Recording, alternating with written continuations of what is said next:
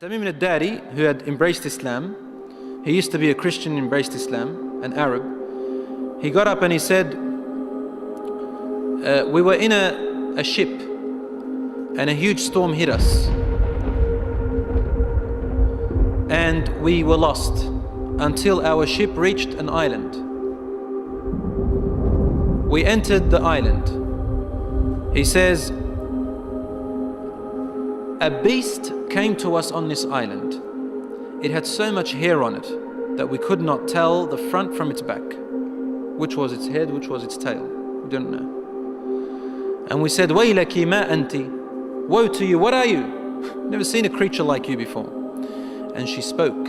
The beast said, Ana al-Jassasa. They said, Wama al-Jassasa? What is this al-Jassasa? And then the beast said, Ayyuha al-qawm, people. Intaliqu ila hadha al-rajul fi ad-dayr. Come to this man who is waiting for you in a dayr. A dayr was known in those days as being like a place where people used to worship. And he said, there is a man who is waiting for your news anxiously. They said, we ran away from the beast immediately thinking it was a jinn.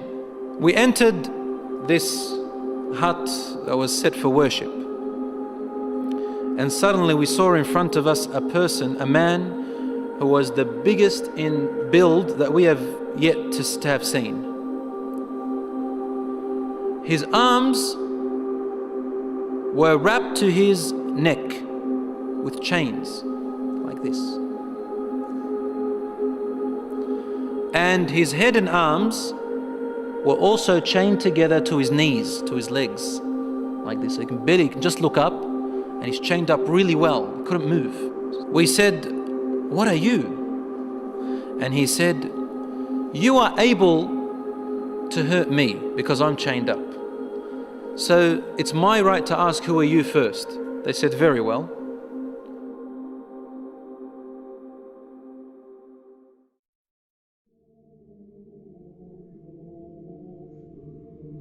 We are people from the Arabs.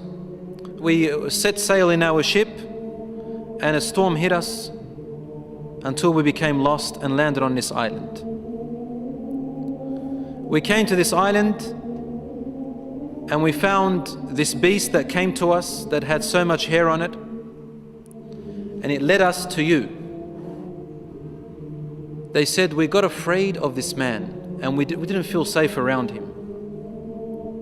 However, the man said to us, tell me about the palm trees of Baisan. Baisan is a city in Jordan. He wanted to know whether there were palm trees planted in there a lot. We said, what do you exactly want to know about Baisan in Jordan? He said, I ask you, are there more palm trees and have they be filled with dates or not yet? They said, yes, it is full of palm trees and full of dates. More than many other places in what we know. He said, soon its palm trees and dates will become scarce. Will no longer give fruits. Today, really, in Jordan, dates are scarce now. It used to be in history, abundance. Now listen. He said, now explain to me about Buhayra al-Tabariyya. You know what Tabariyya is? Which ocean, which sea that is? Okay, the Tabariyya Sea. It's also close to Sham. They said, what do you want to know about it? He said, does it have water in it? They said, yes, there's lots of water. He said, soon its water is going to go away. It's not going to exist anymore. And truly today, the water has gone drier than before. Then he asked them, he said, tell me about Zaghar fountain. Zaghar fountain, probably about 3 days journey if you wanted to walk away from Jerusalem, Bayt al-Maqdis, that's where that fountain is. So basically in what we call Israel today. They said, what do you want to know about this fountain? He said, well, is there a large fountain and do people plant a lot of vegetation around it and it gives a lot of water yet? They said, yes, it's got a lot of water and its people plant a lot. Tell me about a prophet who is ummi, who is illiterate, cannot read or write. What has he done? They said he has come out in Mecca and now he lives in Yathrib, in Medina. He asked them, have his people fought him? They said yes. He said, what did he do? They said he was driven out by his own people. But he went to another Arab, the Yathrib people and those who embraced Islam with him, and they obeyed him. This man said to them, really? Has that really happened? They said yes. He said, أَمَا إِنَّ ذَاكَ خَيْرٌ لَهُمْ أَن يُطِيعُوهُ. He said, behold, it is better for those people who obey him to keep on obeying him. He's actually supporting the Prophet ﷺ. وَإِنِّي مُخْبِرُكُمْ عَنِّي. Now I'm going to tell you about myself. إِنِّي أَنَا الْمَسِيحِ. I am Christ. Isa alayhi salam. وَإِنِّي أُوشَكُ أَن يُؤْذَنَ لِي فِي الْخُرُوجِ فَأَخْرُجْ. He said, now very soon, based on the signs you've showed me, I'm going to be given permission to leave and I'm going to come out. فَأَسِيرُ فِي الْأَرْضِ. I will walk throughout the land. فَلَا أَدَعْ قَرْيَةً إِلَّا هَبَطْتُهَا فِي 40 لَيْلَةً. He said, there wouldn't be a village or a city or a place on earth except that I would have reached it, all in 40 days. The whole world in 40 days. غَيْرَ مَكَّةَ وَطِيبَةَ. All except two places, Mecca and Tiba, Medina. فَهُمَا مُحَرَّمَتَانِ عَلَيَّ كِلْتَاهُمَا. He said, they are both forbidden for me to enter. Now when we say he enters, it means he conquers, takes over. He owns it. كُلَّمَا أَرَدْتُ أَنْ أَدْخُلَ وَاحِدًا. He goes, every time I wanted to come into one of them, an angel will stand guard holding a sword, and he will prevent me from entering Mecca and Medina.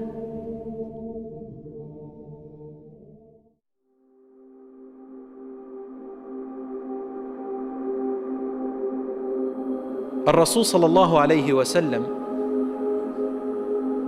started grabbing his stick and sort of he put it close to his hip, sallallahu alayhi wa sallam, and then he began to hit the ground with it like this.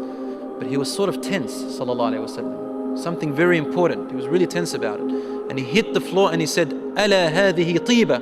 Behold, everyone, this is Tiba. Meaning he's pointing, this is Medina. He's in Medina, he's saying, this is Tiba, which you are in right now. He said, didn't I tell you that this man will come out and not be able to enter this land? They said, yes, Ya Rasulullah, because he had told them a lot about it before.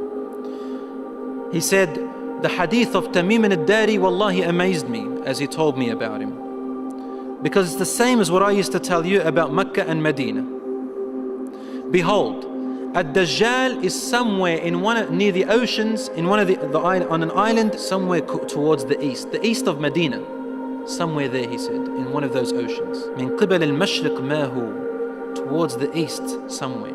So even the Prophet ﷺ doesn't know exactly where he is, but in that direction. So he's close to the Middle East at the moment. So Allahu A'lam, ad-dajjal will first arise in Asham, in the Middle East area, which gives a lot of sense that the Jews will be the first to follow him because they are waiting for their Messiah to come. They don't believe that Isa alayhi salam was it, and they don't want to accept Muhammad sallallahu alayhi wasallam. So they'll be the first to follow ad-dajjal. They say he is the real Isa. As for the Christians, they believe in the coming of Isa alayhi salam. Because they've mixed up their scriptures, they will think that this is the man.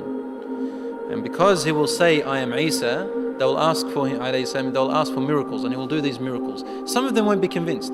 See, afterwards he'll say that I am God. Ana ilahukum. And then they'll say, what proof do you have? He said, only God can raise the dead. He said, okay, what if I raise your parents from the dead? They said, yes, we'll believe your God. So he will be able to get the jinns, the shayateen, to work for him, and he will raise them to become, to look like their parents, and they will speak to them. And so the people, non-Muslim people and the weak Muslims will follow him.